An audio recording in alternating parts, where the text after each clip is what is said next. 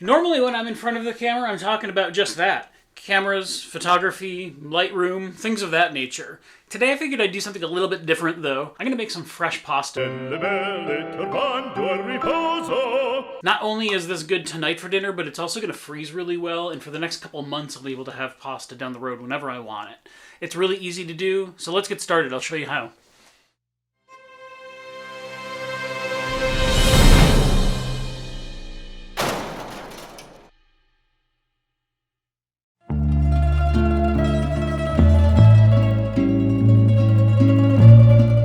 All we're going to need are 5 eggs, a pinch of salt, a little bit of olive oil, and in this case, all-purpose flour. You do want to find an all-purpose flour though that's going to have a protein somewhere around the 12% range.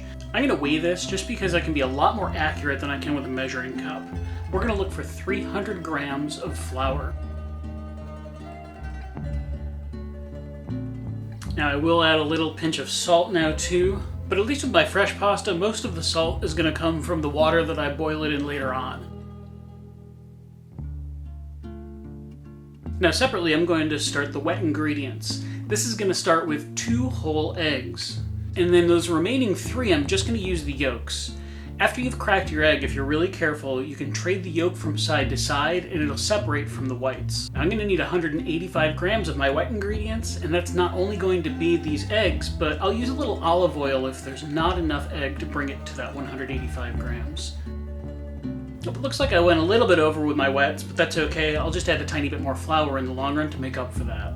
I'm going to go ahead and I'm going to sift out my flour just to make sure that I don't have any lumps in there, and I'm going to put it right onto my countertop or my work surface.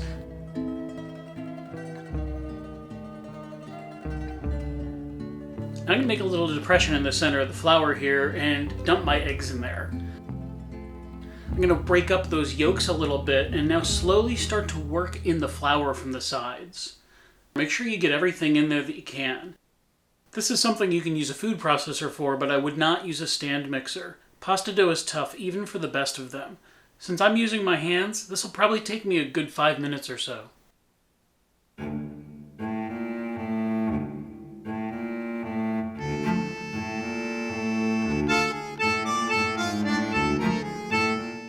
If you've got a lot stuck to your fingers, which you will, make sure to go ahead and get as much as you can off of there and also off your countertop or work surface. Make sure they get all of the flour. You took a lot of care to measure that to get the right amounts, and you want to make sure it's all incorporating into your dough. Now you'll know when your dough is done because it's no longer sticking to your fingers. It doesn't really seem to be too dry. You may have to do little tweaks with a little bit of water, and I would literally use just like a finger dip at a time if it seems too dry, or you might have to add a little bit more flour. Now that your dough is all together, it's time to knead the dough. So by kneading it, I'm pushing down with the heel of my hand, pulling back, and then rotating it ever so slightly. Pushing down, pulling back, rotating. Now you notice how it's creating these multiple little folds. That's important because you only want to make small rotations as you're going around. And if this is your first time, don't worry about over kneading it. Err to the side of caution, and you might need this for a good 10 to 12 minutes. If kneading is something you do all the time and you're really good at it, you might get away with maybe 8 to 10 minutes on this. This is going to be quite the forearm workout.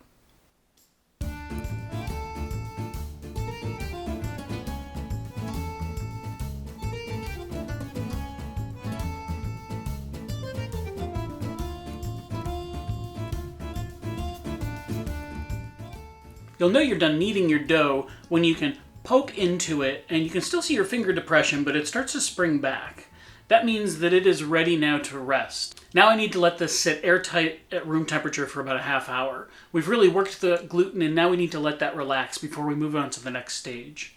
While that's doing that, I'm going to start setting up my pasta maker. I'm just using an inexpensive hand crank pasta maker, and you can pick these up for about $30 to $40. These just crank down onto your countertop to stay secure, and it's going to allow you, with a little bit of manual labor, to make pasta pretty much anytime you want. Now, if you have a KitchenAid, they do make an attachment for that, and if you do end up doing this quite a bit, it might be worth looking into one of those. In the meantime here, I'm going to flour up my work surface a bit. Now another good tool, if you have one, is a bench scraper. This is going to allow me to kind of maneuver things around, but I can also chop the dough if I need to. It's just a handy tool to have around. Now to start with, let's unwrap our dough, and I'm going to cut this into quarters. This is going to make it a lot easier to work with rather than having a lot all at one time. I'm just going to work with one of these right now, so those other three I'm going to wrap back up so it doesn't dry out, and I can just set that aside right now.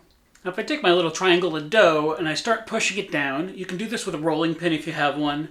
I really want to try to get this dough into a square shape.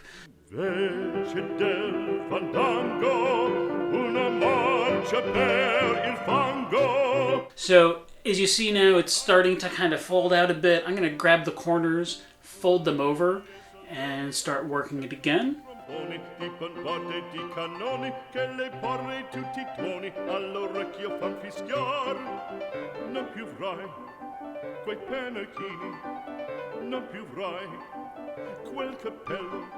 And now I'm going to do the same thing as it starts to kind of deform a bit more. I'm going to grab those corners and fold those in and try to really make sure this moves into that rectangular shape. That'll be a lot easier to work with down the road.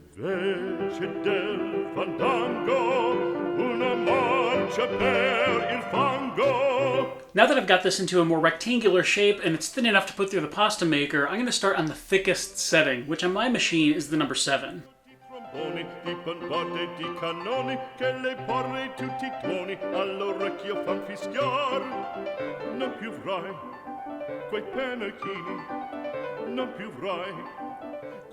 You'll notice that after you run it through that first time, the dough starts to contract. If I run it through a second time, it doesn't really pull back as much, and it's easier to work with on that next setting, which now I'm going to knock down to number 6.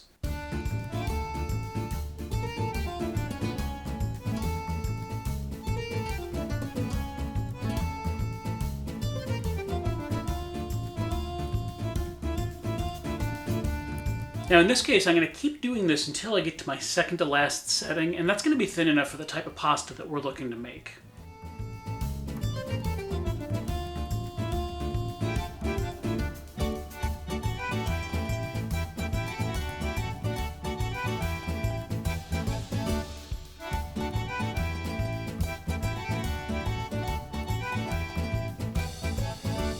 Now as I'm really getting down to these last settings, the dough's getting really long. So I'm going to take my bench scraper and cut it in half. That's going to make it a lot easier to work with here. Now in this pasta maker, the front is what's going to flatten it, and then this rear attachment's what's going to actually create my individual strands of pasta. So when I run it through here, it makes these beautiful little tendrils. And I'm going to make sure as I collect it towards the bottom of this that I get some flour on these individual pieces because I don't want them to start sticking together. Now I can spin it into this little, what you'd call bird's nest. Now on a parchment-lined cookie sheet, I can stick them in the freezer, and when they're totally frozen, I can pull them out, pop them in a Ziploc bag, and then they're ready for long-term storage. Well, that was super easy to do, and not only do I have fresh pasta for tonight, but also for the future. I'm going to take those 3 extra egg whites that I had and turn them into meringues, and that way for my coffee down the road, I've got something to go along with that too. Take it easy, guys. Stay safe out there, and I'll see you soon.